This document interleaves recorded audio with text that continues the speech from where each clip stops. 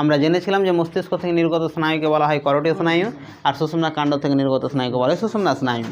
মস্তিষ্ক থেকে যে করোটিয় স্নায়ু নির্গত হয় তার সংখ্যা 12 জোড়া, আর সুষুম্না কাণ্ড থেকে যে স্নায়ুগুলো নির্গত হয় তার সংখ্যা হচ্ছে 31 জোড়া। বুঝা গেছে? 31 জোড়া, প্রত্যেকটা খণ্ডক থেকে এক এক জোড়া। ঠিক আছে? সুষুম্না কাণ্ডের টোটাল কটা খণ্ডক থাকে? 31টা খণ্ডক থাকে। কটা খণ্ডক? সুষুম্না কাণ্ড এরকম 31টা খণ্ডক নিয়ে তৈরি থাকে, প্রত্যেকটা খণ্ডক থেকে এক এক জোড়া করে স্নায়ু নির্গত হয়েছে। সুতরাং সুষুম্না কাণ্ড থেকে টোটাল 31 জোড়া স্নায়ু নির্গত হয়েছে। এই 31 জোড়া স্নায়ু সুষুম্না কাণ্ড থেকে, আর 12 জোড়া করোটিয় স্নায়ু মস্তিষ্ক থেকে। মস্তিষ্ক থেকে নির্গত 12 জোড়া করোটিয় স্নায়ু, 12 জোড়া যে করোটিয় স্নায়ু নির্গত হয়েছে, এদের সাহায্যে আমরা ইন্দ্রিয় অনুভব করে থাকি। আমরা বলি না পঞ্চ ইন্দ্রিয়, চক্ষু, কর্ণ, নাসিকা, জিহ্বা, ত্বক, এই 5টা ইন্দ্রিয়ের মধ্যে এই স্নায়ুগুলো ছড়িয়ে ছিটিয়ে আছে। যেমন ধরো চোখে আছে, কানে আছে, চক্ষু, কর্ণ, নাসিকা, নাকে আছে ঘ্রাণ শক্তির জন্য, চক্ষু, কর্ণ, নাসিকা, জিহ্বায় আছে গ্লোসোফ্যারেঞ্জিয়াল স্বাদ অনুভবের জন্য। আছে না নেই বলো? আছে না নেই? গ্লোসোফ্যারেঞ্জিয়াল ফেসিয়াল স্বাদ অনুভবের জন্য আছে। তো এই হচ্ছে ব্যাপার স্যাপার বলে বুঝলাম।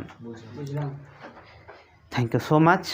আজকে আমরা আলোচনা করব যে এই যে স্নায়ুগুলো রয়েছে, এই স্নায়ুগুলোর সৃষ্টি হচ্ছে কোথা থেকে। কারণ আমি এর আগের দিন বলেছিলাম যে স্নায়ু কিন্তু বিভাজিত হয় না, স্নায়ুকোষ বিভাজিত হয় না বলেছিলাম। তাহলে স্নায়ুগুলো সৃষ্টি হচ্ছে কিভাবে? যদি স্নায়ুকোষ বিভাজিত না হয়, মানে একটা স্নায়ুকোষ যদি থাকে নিউরন, সে যদি বিভাজিত হয়ে আরও যদি 2টা স্নায়ুকোষ তৈরি না করে, তাহলে স্নায়ুকোষ কিভাবে সৃষ্টি হচ্ছে, নতুন নতুন স্নায়ুকোষ কিভাবে সৃষ্টি হচ্ছে? তো এর উত্তর হচ্ছে যে স্নায়ুকোষ সৃষ্টি হয় স্নায়ু গ্রন্থি থেকে। কোথা থেকে? স্নায়ু গ্রন্থি থেকে। স্নায়ু গ্রন্থি থেকে স্নায়ুকোষ সৃষ্টি হয়। স্নায়ু গ্রন্থি থেকে এক বিশেষ ধরনের রস বা নিউরোসিক্রেটরি হরমোনও বলা হয়। আসলে অ্যাকচুয়ালি এক ধরনের রস তৈরি হয় স্নায়ু গ্রন্থি থেকে। ওই গ্রন্থি থেকে যে রস তৈরি হয় তাকে আবার বলা হয় নিউরোসিক্রেটরি হরমোন বলা হয়। ঠিক আছে? এইরকমই এডিএইচ, নাম কি? এডিএইচকে এইরকম একটা নিউরোসিক্রেটরি হরমোনও বলা হয়। পরীক্ষা প্রশ্ন আসবে এক নিউরোসিক্রেটরি হরমোনের নাম দাও, তো অ্যান্সার হচ্ছে এডিএইচ। ক্লিয়ার? বাট স্নায়ু গ্রন্থি কাকে বলে স্যার? এখন তো বুঝলাম না যে আপনি তো বলেন তো স্নায়ু গ্রন্থি কাকে বলে। তো চলো স্নায়ু গ্রন্থি কাকে বলে এক লাইনে বলার চেষ্টা করছি। স্নায়ু গ্রন্থি কাকে বলে?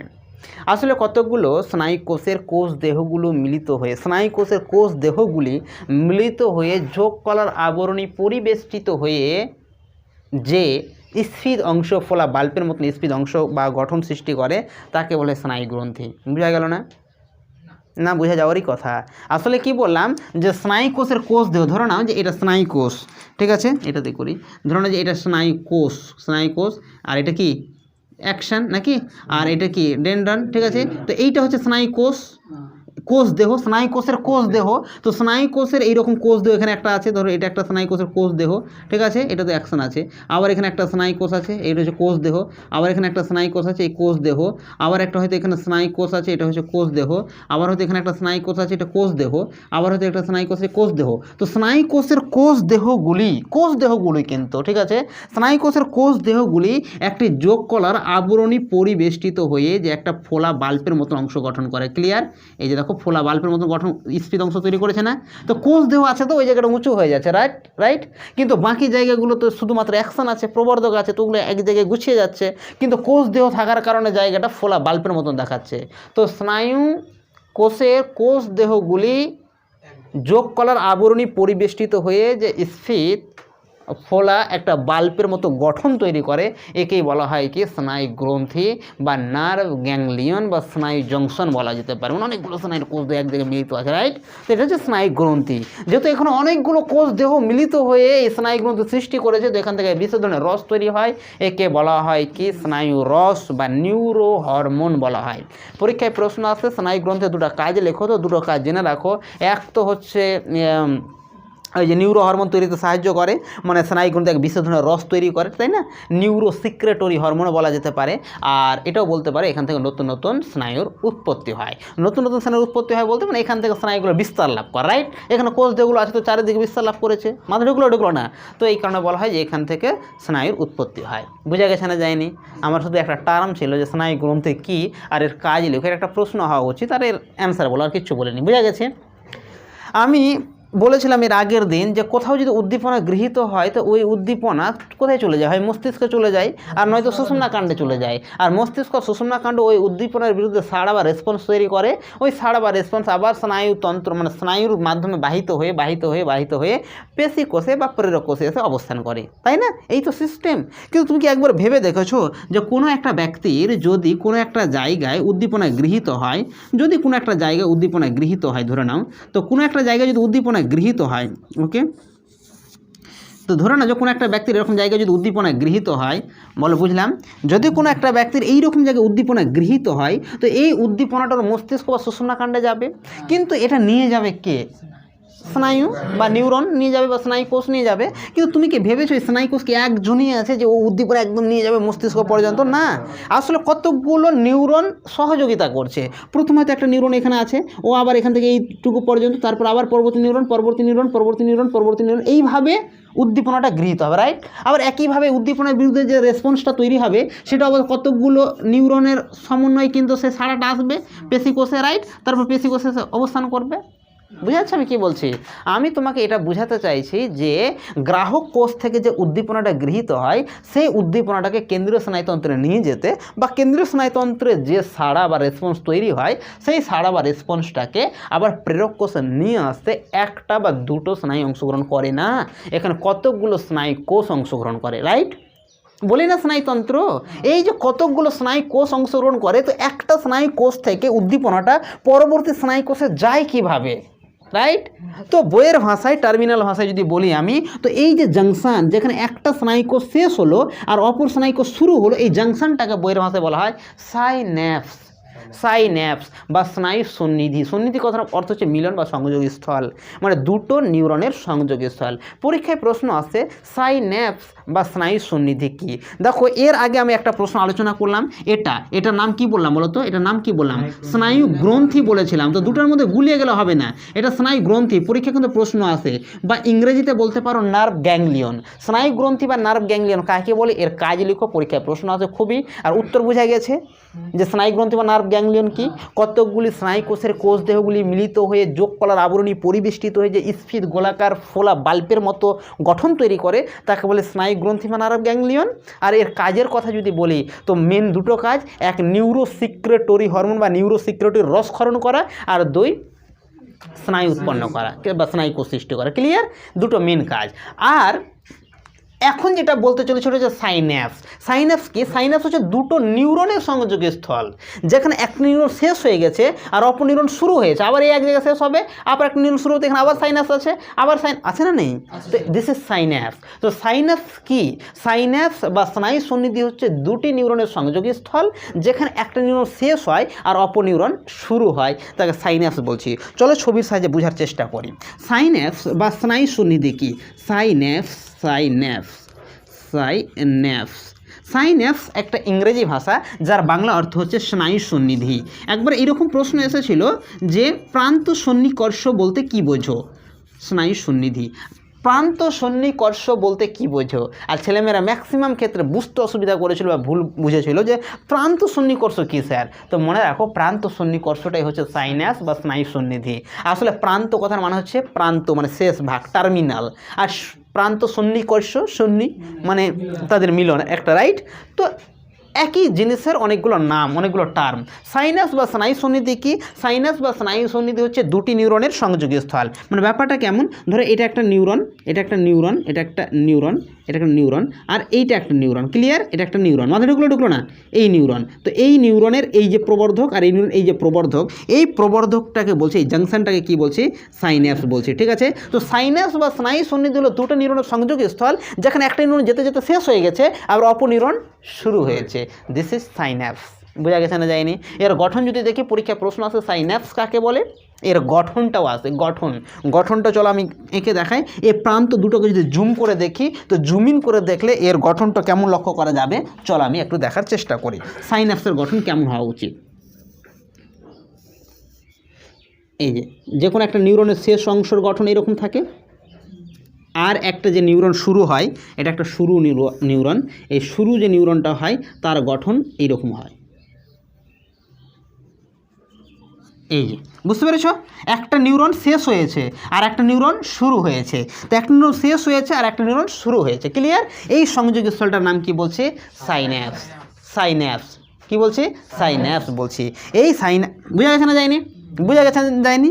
তো সাইনাস বা স্নায়ু সন্নিধি কাকে বলে? সাইনাস বা স্নায়ু সন্নিধি হচ্ছে দুটো নিউরন সংযোগী স্থল যেখানে একটা নিউরন শেষ হয় আর অপর নিউরন শুরু হয়। এবার শুনো, এই যে সাইনাস বা স্নায়ু সন্নিধি আছে, তো এই যে গ্যাপ দেখতে পাচ্ছ, গ্যাপ, এই গ্যাপ, এই গ্যাপ, গ্যাপ দেখতে পাচ্ছ, এই যে গ্যাপটা আছে, এই গ্যাপের মধ্যে এই যে গ্যাপ, এই গ্যাপটাকে বলা হয় কি জানো? Synaptic cleft. কি বলা হয় বাবু? Synaptic cleft. Synaptic cleft. Synaptic cleft. আর এই প্রথম সাইন্যাপসটাকে বলা হয় প্রিসাইন্যাপটিক, আর পরেরটাকে বলা হয় প্রোসাইন্যাপটিক। একটা প্রিসাইন্যাপটিক, একটা প্রোসাইন্যাপটিক। মনে রাখো, একটা সাইন্যাপসে মানে একটা নিউরন থেকে, এই নিউরনের মধ্যে ধরো উদ্দীপনা যাচ্ছে, রাইট? উদ্দীপনা নিয়ে আসছে উদ্দীপনা, এগুলো উদ্দীপনা নিয়ে আসছে। এই উদ্দীপনা যে জিনিসটা আসছে কিসের মাধ্যমে আসছে? এই উদ্দীপনা বহন করছে কে?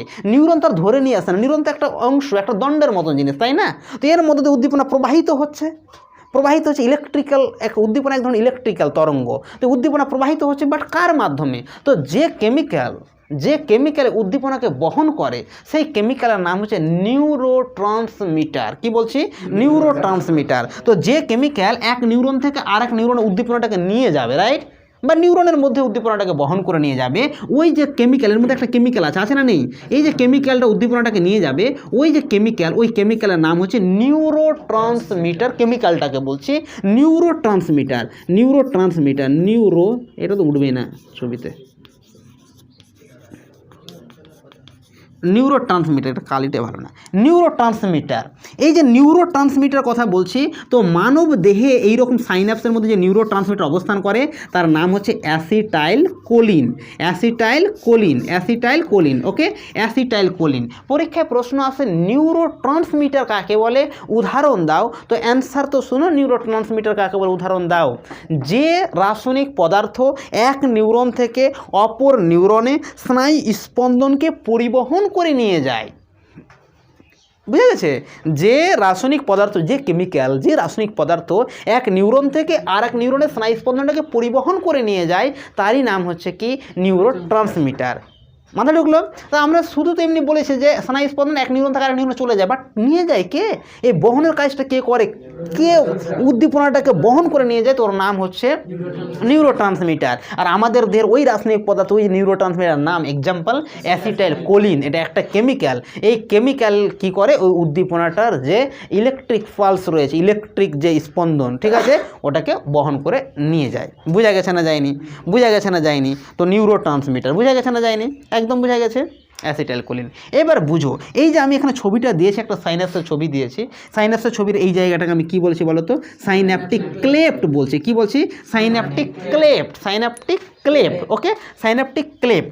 এবার এক নিউরন থেকে আরেক নিউরনে যে উদ্দীপনা বহন করে নিয়ে যাচ্ছে, যার নাম নিউরোট্রান্সমিটার, তুমি শুনলে অবাক হবে যে এই সাইন্যাপটিক ক্লেফটে দুটো নিউরন সংযোগী স্থল এই একে অপরের সঙ্গে এইভাবে যুক্ত থাকে না, বরং এটা একটা যদি নিউরন শেষ হয় আর এটা একটা নিউরন যদি শুরু হয়, তো এরা একে অপরের সঙ্গে এরকম যুক্ত থাকে না, বরং এরা গ্যাপ থাকে, গ্যাপ।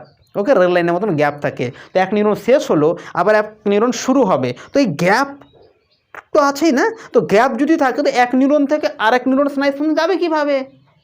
আর এটাই কাজ করে থাকে নিউরোট্রান্সমিটার। এই নিউরন থেকে এই নিউরনে তো অবশ্যই স্নায়ু স্পন্দন নিয়ে আসবে, বাট কীভাবে? কারণ গ্যাপ আছে।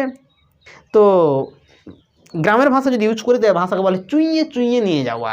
মানে এখান থেকে উদ্দীপনাটা ফোটা আকারে চুইয়ে এর মধ্যে পড়ে, ঠিক আছে, আর ওর মধ্যে দিয়ে স্নায়ুস্পন্দন পরিবাহিত হয়। ভাবা যায় যদি এই স্নায়ুস্পন্দন চুইয়ে এখানে আসে নিউরোট্রান্সমিটারের মাধ্যমে, তো এইরকম কতটা জাংশন ওকে ক্রস করতে হচ্ছে, তারপরেই না উদ্দীপনা যাচ্ছে কেন্দ্রীয় স্নায়ুতন্ত্রে। আবার কেন্দ্রীয় স্নায়ুতন্ত্র থেকে উদ্দীপনার বিরুদ্ধে সারাটাও আবার এইরকম কতগুলো জাংশনকে ক্রস করে আবার পেশিকোষ আসতে হচ্ছে, সেটা মুহূর্তের মধ্যে ঘটছে। আর বলা হচ্ছে না কি যে নিউরোট্রান্সমিটার চুইয়ে এখানে আসছে। মাথায় ঢুকলো না? বুঝালো না, গেল না? তো যাই হোক, ওটা কথার কথা বা সিস্টেম আছে। এটা নিয়ে যারা নিউরোলজিস্ট আছেন, যারা এই নিউরো বিশেষজ্ঞ আছে, তারা হয়তো বিস্তারিত জানেন যে কীভাবে বাকিগুলো কি ঘটে। বলো, বুঝলাম? এইটুকু পর্যন্ত কোনো প্রবলেম আছে? প্রবলেম থাকার কথাও না। বোঝা গেছে নিউরো ট্রান্সমিটার কী বোঝা গেছে, সাইন্যাপস কী বোঝা গেছে। একটা হয় সাইন্যাপস আর একটা হয় সাইন্যাপসিস। আমি একটা অধ্যায় পড়াইনি, ওই অধ্যায়ের নাম হচ্ছে কোষ বিভাজন।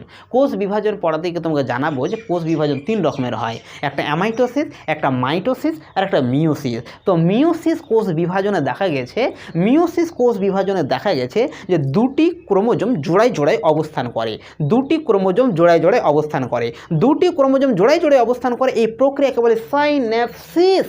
দিস ইজ সাইন্যাপসিস ইয়ার, আর দিস ইজ সাইন্যাপস। তো পরীক্ষাটা প্রশ্ন আসে অনেক সময়, what is the difference between synapse and synapsis. Synapse আর সাইন্যাপসিসের মধ্যে পার্থক্য তো মনে রাখো, সাইন্যাপস হচ্ছে 2টা নিউরনের সংযোগী স্থল, যেখানে এক নিউরন শেষ হয় আর অপর নিউরন শুরু হয়। বাট সাইন্যাপসিস হচ্ছে কি, যে একটা কোষ বিভাজন একটা প্রক্রিয়া যেখানে 2টি ক্রোমোজোম জোড়ায় জোড়ায় অবস্থান করে, যে প্রক্রিয়ায় 2টি সমস্ত ক্রোমোজোম জোড়ায় জোড়ায় অবস্থান করে, দিস ইজ সাইন্যাপসিস। ক্লিয়ার বোঝা গেছে? তো এইটা টার্ম গুলিয়ে গেলে হবে না। তোমরা জেনে রাখো সাইন্যাপসকে একমুখী শারীরবৃত্তীয় ভাল্ব বলা হয়। একমুখী শারীরবৃত্তীয় ভাল্ব কাকে বলে জানো? আগে তো জানো ভাল্ব কাকে বলে। ভাল্বের একটা আলাদা জিনিস আছে ভাল্ব, আর একটা হয় দরজা। ভাল্ব আর দরজা। ভাল্ব কপাটিকা, তোমরা হৃৎপিণ্ড ছবি পড়েছো ক্লাস 9-এ, তো ওখানে পড়েছো না কপাটিকা, দ্বিপত্র কপাটিকা, ত্রিপত্র কপাটিকা, বাইকাসপিড, ট্রাইকাসপিড, পালমোনারি কপাটিকা, অ্যাওর্টিক কপাটিকা, নাম তো পড়েছো না? তো এই যে কপাটিকাকেও ইংরেজিতে কিন্তু ভাল্বই বলা হয়। ওকে, তো বলা যেতেই পারে ভাল্ব। ভাল্ব কী জিনিস? প্রেশার কুকারে ভাল্ব বসানো আছে, দেখেছো প্রেশার কুকারে? এই ভাল্বের কাজ কি জানো? ভিতরে যখন প্রেসার বেড়ে যায়, চাপ বেড়ে যায় না, প্রথমে যখন সবথেকে প্রেসার কুকার ভাল্ব আছে, ভাল্বকে খালি উঠে সিটি দিতে থাকে নাকি? সিটি তো দেয় না, না, ও চুপচাপ থাকে। বাট ভিতরে চাপ বাড়তে বাড়তে বাড়তে বাড়তে ভাল্বের উপরে চাপ প্রয়োগ করে ভাল্বকে উপরে উঠিয়ে প্রেসার রিলিজ হয়, রাইট? প্রেসারগুলো বাইরে বেরোতে থাকে। তো ভাল্বের কাজই হচ্ছে এটা, যে একটা নির্দিষ্ট দিকে প্রেসারকে রিলিজ করা, রাইট? কিন্তু কখন উল্টোটা হয়েছে, যে উপর থেকে বাতাস করে ভিতরে ঢুকবে, এমন তো হবে না, না? কারণ যে ভাল্বের কাজই হচ্ছে এর একমুখী পরিবহন করে রাখে, রাইট? তুমি সাইকেলে দেখো না, সাইকেলে পাম্প দিচ্ছে না, কোনোদিন ভেবে দেখেছো যে সাইকেলে বাতাস করছে, নো প্রবলেম, বাতাস করছে, বাতাস যাচ্ছে, আর বাতাস করা হয়ে গেল আর বাতাস আর ফিরে আসছে না, মানে আটকে থেকে যাচ্ছে। আর এই ছোট্ট একটা সিস্টেমকে, রীতিনীতিকে সিস্টেম মেনে সাইকেল চলছে এই দুনিয়াতে, ভাবা যায়। তার উপরে চাপছো, লোড দিচ্ছ, সব দিচ্ছ, অথচ বাতাস বেরিয়ে আসতে পারছে না। এর কারণ কি? কারণ হচ্ছে ভাল্ব। আর ভাল্ব আহামরি জিনিস তৈরি করতে হয় না, যে ভাল্ব কেমন করে তৈরি করছে আর ভাল্ব কিনে না গরু। ভাল্ব একটা প্রক্রিয়া, একটা সিস্টেম, যে এমন তুমি সিস্টেম তৈরি করেছো যে ওই সিস্টেমের মধ্য দিয়ে শুধু কেউ যেতে পারবে, ব্যাকওয়ার্ড হয়ে আসতে পারবে না। This is valve. তো তুমি সাইকেলের নজেল দেখেছো না? তো সাইকেলের এখন একটা নজেল আছে, নজেলের এখন একটা ছিদ্র আছে, একটা সাইডে একটা ছিদ্র আছে, দেখেছো না খেয়াল করে? তো নজেল এক সাইডে ছিদ্র আছে, আর ওর উপর একটা কভার পরিয়ে দেওয়া হয়, টিউবের টাইপের একটা হালকা পাতলা টিউবের কভার। এবার কি হয়, তুমি নজেলকে উল্টো করে যখন বাতাস দিচ্ছ, তো বাতাস যখন দিচ্ছ, তো বাতাস দিচ্ছ বলে তুমি প্রচণ্ড চাপ প্রয়োগ করছো, তো ওই যে টিউবের যে পাতলা কভারটা আছে ও সরে যাচ্ছে, আর নজেলে গ্যাপ দিয়ে বাতাস করে প্রবেশ করছে। যেই সরে যাচ্ছে, তোমার তো চাপ রিলিজ করছো, ও চুপ করে আবার লেগে যাচ্ছে, আবার ওই বাতাসগুলো এসে যখন ওর উপর প্রয়োগ হচ্ছে, বাইরে আর বেরিয়ে আসতে পারে না। আবার তুমি চাপ দিচ্ছ, আবার খুলে বাতাস চলে, আবার বন্ধ হয়ে যাচ্ছে, আবার মাথা ঢুকলো। তো এইরকম ঘটনা ঘটছে সাইকেলের নজেলে। তো ভাল্ব একেই বলে যার মধ্য দিয়ে শুধু কোনো কিছু পাস হতে পারে, ব্যাকওয়ার্ড হয়ে আর ফিরে আসতে পারে না। বুঝা গেছে? তো সাইন্যাপসকেও একমুখী শারীরবৃত্তীয় ভাল্ব বলা হয় এই কারণে যে এই ভাল্বটা এইরকম ভাল্বের মতনই কাজ করছে। কারণ স্নায়ু স্পন্দন ধরো স্নায়ু স্পন্দন এই নিউরন থেকে এই নিউরনের ফিরে যাচ্ছে, তো স্নায়ু স্পন্দন এখান থেকে এখানে শুধু আসতেই পারবে, ব্যাকওয়ার্ড হয়ে এই স্নায়ু স্পন্দন আবার ওই নিউরনে যেতে পারবে না। তো এটা ভাল্বের মতনই কাজ করলো। আর যেহেতু এটা শরীরের মধ্যে ঘটছে, মানব দেহে বা বিভিন্ন প্রাণী দেহে, তাই একে শারীরবৃত্তীয় ভাল্ব বলা যেতে পারে। আর যেহেতু এটা একমুখী, স্নায়ু স্পন্দন একদিকে পরিবাহিত হয়, তার বিপরীত দিকে ফিরে আসে না, তাই স্নায়ু স্পন্দনের এই পরিবহনকে একমুখী বলা যেতে পারে। সব মিলিয়ে সাইন্যাপসের ক্রিয়াকে বা সাইন্যাপসের কার্যকে আমরা একমুখী শারীরবৃত্তীয় ভাল্ব বলে গণনা করতে পারি। মধ্যকটা দাঁড়ালো পরীক্ষায় প্রশ্ন আসে যে সাইন্যাপসকে একমুখী শারীরবৃত্তীয় ভাল্ব বলা হয় কেন? তো অ্যান্সার এইভাবে লেখা উচিত যে সাইন্যাপসের মধ্য দিয়ে স্নায়ু স্পন্দন এক নিউরন থেকে অপর নিউরনে পরিবাহিত হয়, কিন্তু ওই দ্বিতীয় নিউরন থেকে প্রথম নিউরনে স্নায়ু স্পন্দন আর ফিরে আসতে পারে না। সাইন্যাপসের মধ্য দিয়ে স্নায়ু স্পন্দন শুধু এক নির্দিষ্ট দিকে পরিবাহিত হয় বলে সাইন্যাপসকে একমুখী শারীরবৃত্তীয় ভাল্ব বলা হয়। বোঝা গেছে না যায়নি? This is clear? সাইন্যাপস বোঝা গেছে? ওকে। তো দেখো স্নায়ুতন্ত্রের প্রকারভেদ নিয়ে আলোচনা করব। আমরা আলোচনা করব এখন টাইপস অফ কি nervous system, types of nervous system বা স্নায়ুতন্ত্রের প্রকারভেদ। স্নায়ুতন্ত্রের প্রকারভেদ মানে বুঝতে পেরেছ, স্নায়ুতন্ত্রের প্রকারভেদ বোঝা উচিত, কারণ যে আমরা আগে জানি স্নায়ুতন্ত্র কী জিনিস। স্নায়ুতন্ত্র এমন একটা সিস্টেম যে সিস্টেমের মাধ্যমে পরিবেশ থেকে উদ্দীপনা গ্রহণ করা হয় আর উদ্দীপনার বিরুদ্ধে যে সাড়া তৈরি হয় সেটাকে আবার রেসপন্স করা হয়, মানে প্রদান করা হয়, রাইট। যদি আমি হাঁটতে হাঁটতে পায়ের মধ্যে কাঁটা বিঁধে যাই, তো ওই যে কাঁটা বিঁধে গেছে, এই যে উদ্দীপনা, যে পায়ের মধ্যে কাঁটা বিঁধে গেছে, এই উদ্দীপনাটা পায়ের মধ্য দিয়ে বিভিন্ন স্নায়ুর মাধ্যমে পরিবাহিত হয়ে মস্তিষ্কে পৌঁছে যায়, আর মস্তিষ্ক বা সুষুম্নাকাণ্ডে যাওয়ার পর সেটা একটা রিয়াকশান তৈরি হয় যে আচ্ছা পায়ে কাঁটা বিঁধেছে, তাহলে পা তুলে ফেলো। এই যে রিয়াকশানটা আসে সেটা আমার পায়ের পেশির মধ্যে আসে আর পা অটোমেটিক্যালি উঠে যায়। এই পুরো ঘটনাটা তো স্নায়ুতন্ত্র, বাট এই পুরো ঘটনাকে নিয়ন্ত্রণ করছে কে? এই স্নায়ুতন্ত্রের প্রকারভেদ পড়তে চলেছি। পুরো ঘটনার যদি কথা বলি, অর্থাৎ পুরো স্নায়ুতন্ত্রের যদি আমি কথা বলি, তো পুরো স্নায়ুতন্ত্রকে নিয়ন্ত্রণ করছে বা পুরো স্নায়ুতন্ত্রই গঠিত হয়েছে দুটো অংশ দ্বারা। একটার নাম বাবু মস্তিষ্ক আর একটার নাম হচ্ছে সুষুম্নাকাণ্ড। স্নায়ুতন্ত্র মস্তিষ্ক আর সুষুম্নাকাণ্ড দ্বারা গঠিত, ঠিক আছে। মস্তিষ্ক আর কী দ্বারা গঠিত? সুষুম্নাকাণ্ড দ্বারা গঠিত। মন দিয়ে বোঝার চেষ্টা করো। মস্তিষ্ক আর সুষুম্নাকাণ্ড থেকে অ্যাভেলেবেল স্নায়ু নির্গত হয়েছে গোটা বডিতে, আর ওই স্নায়ুগুলো আমাদের হাতে পায়ে মুখে ছড়িয়ে রয়েছে, আর ওই স্নায়ুগুলো পরিবেশে উদ্দীপনা গ্রহণ করছে। আবার উদ্দীপনা গ্রহণ করার পর যারা মস্তিষ্ক থেকে নির্গত তারা মস্তিষ্কে নিয়ে যাবে, যারা সুষুম্নাকাণ্ড থেকে নির্গত হয়েছে তারা সুষুম্নাকাণ্ডে প্রেরণ করবে। তারপর ওখানে ওর বিরুদ্ধে একটা রেসপন্স তৈরি হয়, তারপর যেভাবে পারে আমার বডি সাড়া প্রদান করে। বোঝা গেল না গেল না? সুষুম্নাকাণ্ডের স্পাইনাল কর্ড, কি বললাম? Spinal cord. বোঝা গেল না গেল না? ওকে। স্নায়ুতন্ত্র দুটো কি বললাম, দুটো অংশ দ্বারা গঠিত, এক মস্তিষ্ক আর সুষুম্নাকাণ্ড।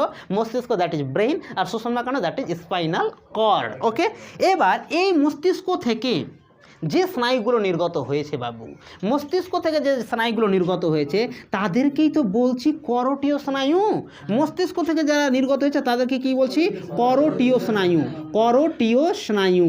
আর সুষুম্নাকাণ্ড থেকে যারা নির্গত হয়েছে তাদেরকেই বলছি সুষুম্না স্নায়ু। মাথা ঢুকলো না? সুষুম্না স্নায়ু, সুষুম্না স্নায়ু। এইবার তুমি জেনে রাখো যে মস্তিষ্ক থেকে টোটাল এইরকম 12 জোড়া করোটীয় স্নায়ু নির্গত হয়েছে, আর সুষুম্নাকাণ্ড থেকে টোটাল 31 জোড়া সুষুম্না স্নায়ু নির্গত হয়েছে। মস্তিষ্ক থেকে 12 জোড়া করোটীয় স্নায়ু আমাদের সারা শরীরে নির্গত হওয়ার পর পরিবেশে উদ্দীপনা গ্রহণ করে তার ভিতরে রেসপন্স দিচ্ছে, আর সুষুম্নাকাণ্ড থেকে 31 জোড়া স্নায়ু বডিতে ছড়িয়ে ছিটিয়ে রয়েছে, আর 31 জোড়া স্নায়ু পরিবেশে উদ্দীপনা গ্রহণ করে তার বিরুদ্ধে রেসপন্স দিচ্ছে। ক্লিয়ার? এই মস্তিষ্ক 12 জোড়া করোটীয় স্নায়ুকে নিয়ে একটা জগৎ তৈরি করেছে। এই জগৎ কিভাবে কাজ করে আমি এখন জানবো।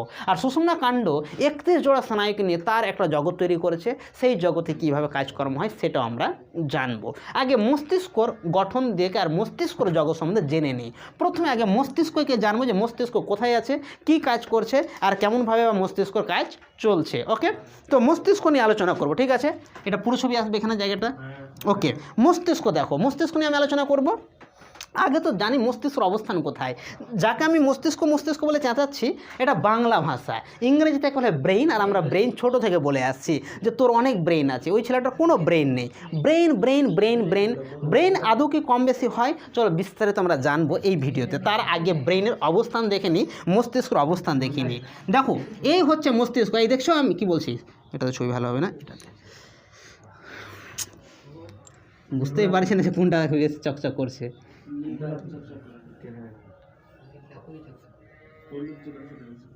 এইটা হচ্ছে ব্রেইন।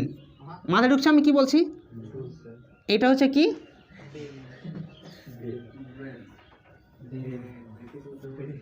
আচ্ছা, যার মাথায় ঢুকছে না সে মন দিয়ে বোঝার চেষ্টা করবো। ব্রেইন বা বাংলায় মস্তিষ্ক